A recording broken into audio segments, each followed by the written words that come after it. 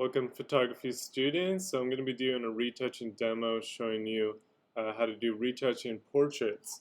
So I picked a portrait I shot recently. So what I'm going to first do is open it up into Camera Raw and do some basic adjustments. You always want to make sure your exposure is good, the skin tone looks good, so you might need to adjust the highlights or the shadows.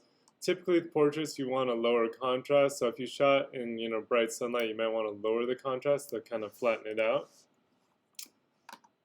Typically I'll reduce the texture and clarity a little bit just to kind of soften things overall. You can always add colors depending on how you shot it, and you can also change the color temperature, depending on your shooting conditions. You could change it too, or do a custom where you adjust the orange or blue or the tint. Sometimes adding a little magenta makes the skin tone look more natural. Once you have it the way you want, you can open it into Photoshop.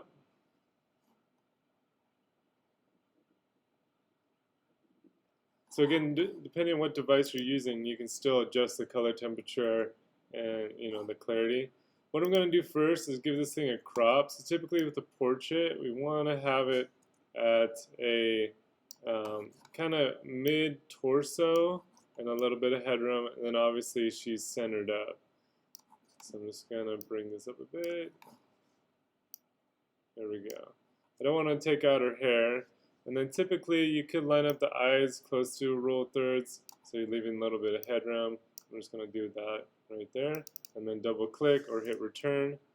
So I'm just going to zoom in. So what we want to do is clean up the skin first. So I'm just going to work on a new layer. So I'm just going to go layer, duplicate layer, hit OK. The shortcut to that is Control J. If you're using Photopea, I believe it's the same thing too, Control J or Command J on a Mac. The different tools are the spot healing, the healing brush tool.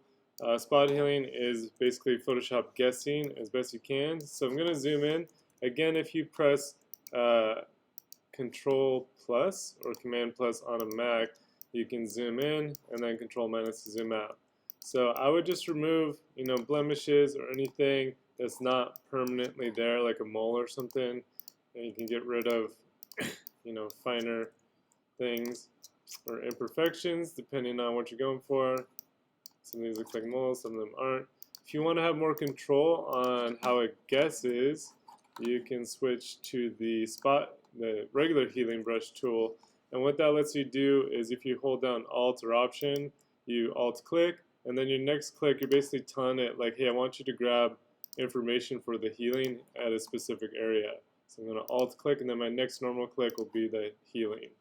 So again, you have to let go of Alt or Option when you actually do your second click. So I'm pressing Alt, clicking, and then letting go, and then my next normal click without the Alt press down.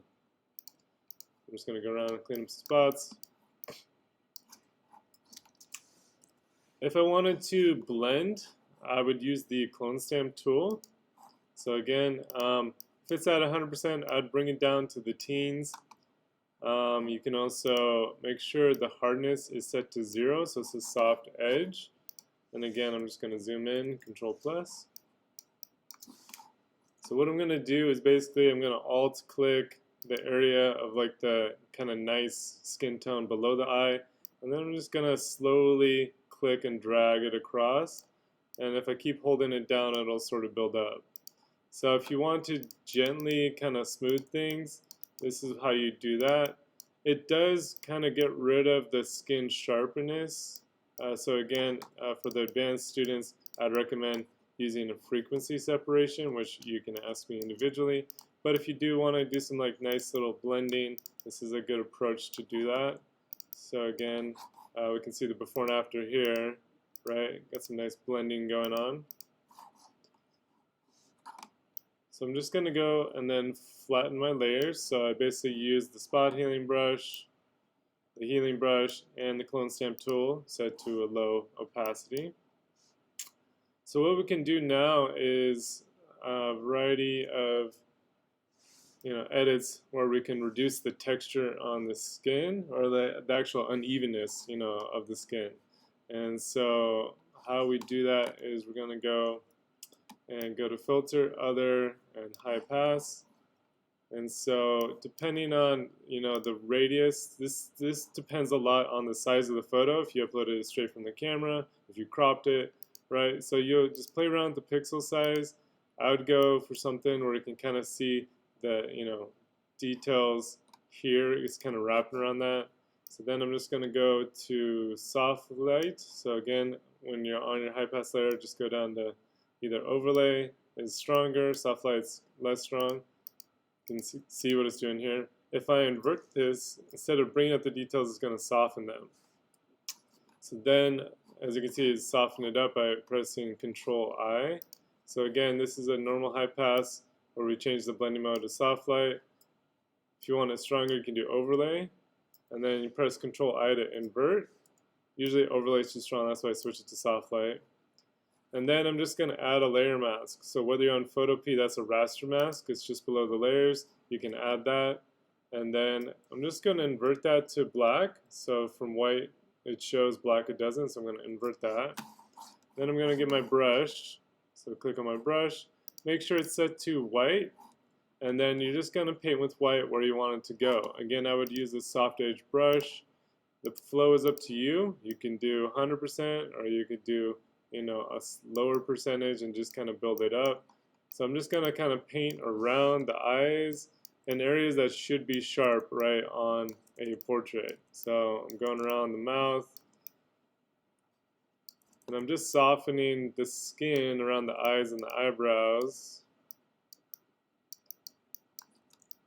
making a nice kind of smooth skin.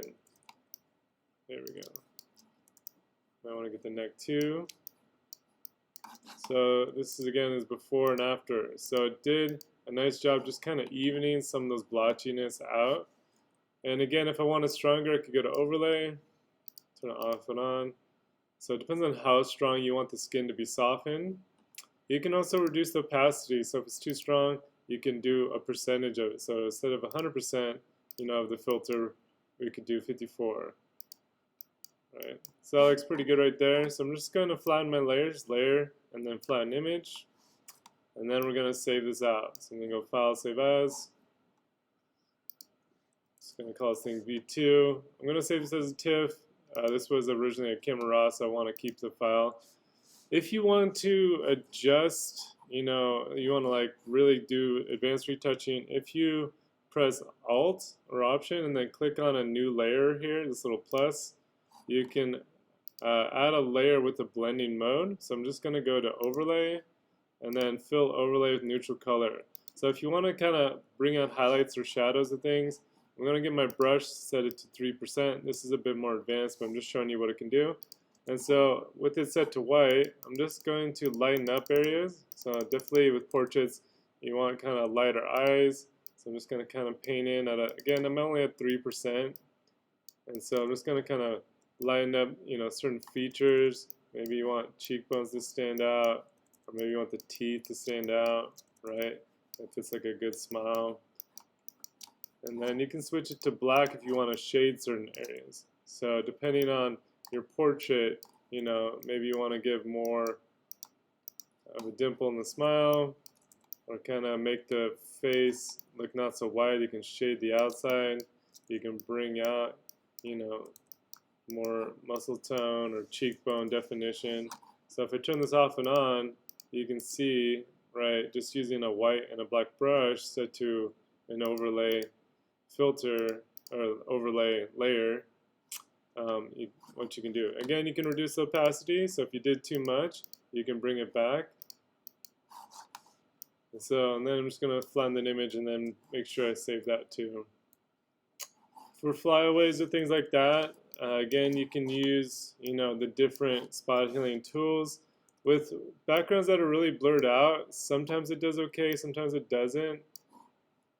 Sometimes it'll do stuff like that where it kind of leaves hard edges. So I would use the clone stamp tool and then just try to like clone it off. So you're all clicking from areas, that are close, and then you just slowly kind of painting those off at a low percentage.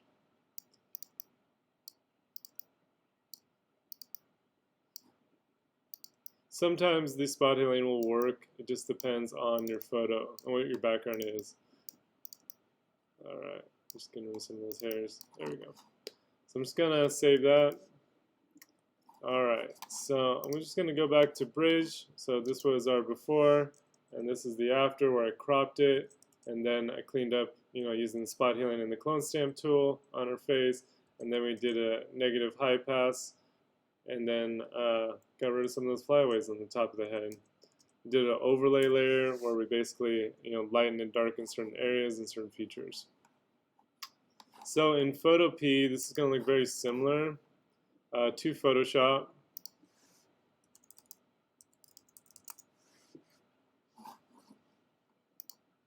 I actually need to save this out as a JPEG to work on it in Photopea. So I'm just going to open it real quick, and then I'm just going to export it as JPEG just so we can open it in Photopea. You can open raw files, they just work real slow because they're really big files. So I'm just going to change it to a JPEG, and then hit save, and then let's do 11 for the quality. Cool. So then I can open up a 6297 JPEG. Alright, so let's go File, Open, in Photopea. I'm just going to navigate to my folder. This is somewhere near the end. 6927.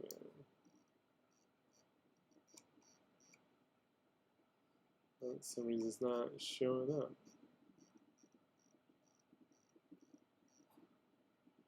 Oh, 6297, sorry, my bad. There we go. There's our JPEG. Sorry for the delay. Alright, it's the same thing. We got the crop tool. So how you want to crop it is typically mid-torso with a little bit of headroom. And then I would make sure the face is, in the middle of the frame. So you got this little box here. I'd kind of line that up with the nose. And then double click to crop, and then we can go in and again similar layout. So again I would layer duplicate layer. I would clean the skin either using spot healing brush, the healing brush, or the clone stamp tool. And again you can bring the opacity down. You can adjust the hardness of the brush, right, for all of those. For the high pass, so again, you want to be on a new layer as well. Just go filter, other, high pass, same as Photoshop. So we're just going to do a negative high pass on the skin. And again, I would do the radius, somewhere between 10 and 20 pixels. I'm just going to type in 15 pixels and hit OK. It really depends on the size of the photo you're importing in. If it's a small photo, you're going to change that. So again, you can change your blending modes. And then if you press Control-I, it inverts it, or Command-I. So I'm just going to click on the layer and then Command-I. There we go, it inverts. And then you add a layer mask. Switch that to black. So I'm going to press Control-I again, or Command-I on a Mac. And then you're just going to get a brush, switch it to white. Oh, so this one is on gray, so I'm just going to move that to white. And then wherever you paint with white with your brush will be where that filter goes. So then you're just painting. I would actually, it always defaults to a super hard brush, so I'd make sure it's a soft edge, and then you're basically just going in and then painting, the skin area around the eyes. For some reason it's not going fully white. It's because it's set to a color. So anyways, once you're done, make sure to go layer, flatten image. You could remove some of the flyaways too.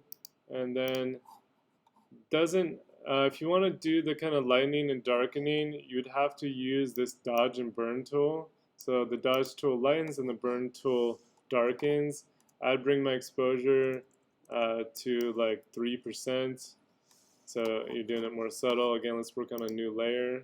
So I'm just going to duplicate my layer. So again, with the dodge tool, wherever you paint will lighten up. So if I turn this off and on, before and after, You can see how it's lining up. You can choose between the highlights, midtones, and shadows depending on what you want to do. So this should bring it up more with the highlights. There we go. And then the burn tool, so if you press and hold, you can do the burn tool. This will darken. So if you want to darken certain features, right, that's way too hard of an edge. So make sure you adjust that. And then the exposure is too much. Let's do like 3%. Right, so you can do more subtle stuff. Again, if you go too heavy, you can turn this off and on, kind of see what's happening. You can reduce the opacity, so it's just a smaller percentage of that, so it's not as strong. Flatten those layers and then export it. So I'm just going to go export as, make sure it's a JPEG, quality, between 90 and 100, and then hit save, and it'll save it to your computer. I would rename it, so once you save it to your computer, I would rename it to, V2 or JPEG, so just click on it, come on, there we go. And so that's my edited version. Alright guys, thanks for paying attention, hope you enjoyed the video.